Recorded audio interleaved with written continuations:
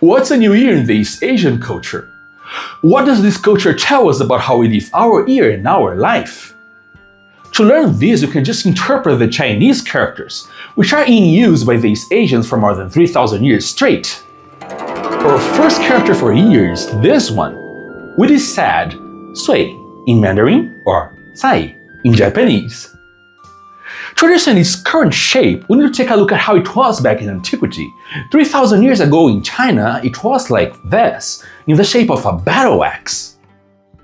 But how come an axe means ear? Could it represent the battles we have to go through in our lives? Or maybe the enemies we have to defeat? But this axe by itself also used to mean axe. So to differ when you wanted to say axe from ear, they added 2 dots to the ear character. These dots were drawn as 2 feet. So your ear is not only the battles you fight, but also the steps you take to move forward. There is still another interpretation. Some authors think this weapon is there only to represent the idea of to cut. It happens in other characters. In that case, it would be cutting plants from the harvest. Grab this idea because we will soon come back to it in the next character.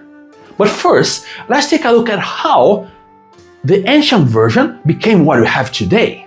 Weapons of war in the characters usually appear with this shape. So you know that whenever you see this shape in a character, it usually means battle. In the case of the character for year, it has an extra stroke to the left, which represents the blade of the battle axe.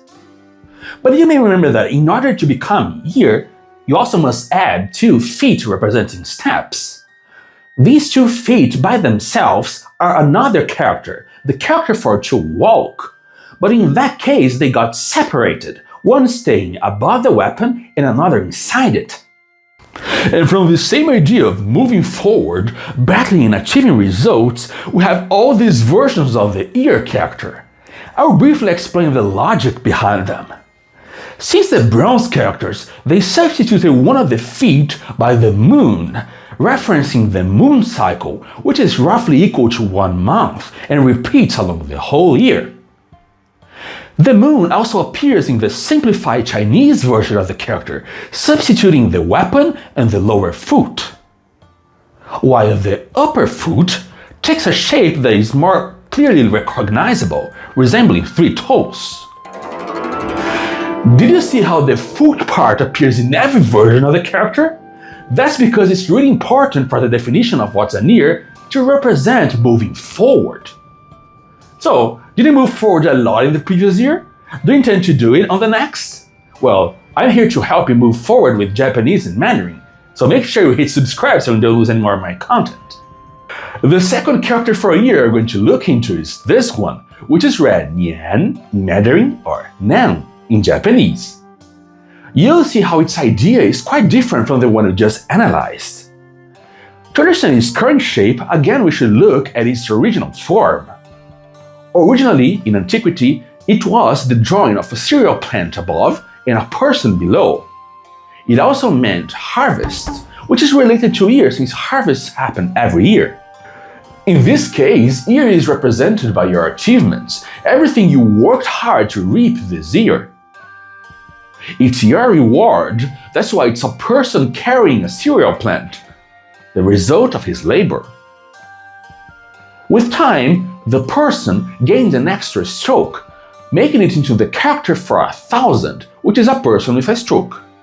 Therefore, the ear is made of a cereal plant above, and a person with an extra stroke below, which stands for 1,000 and is also phonetic. So the ear character can be understood as 1,000 harvested crops, a handful of rewards, and I hope your next year may be full of rewards like this. All that is left is to understand how these ancient drawings became the shape we have today. It's a bit hard to see, but there's a nice explanation.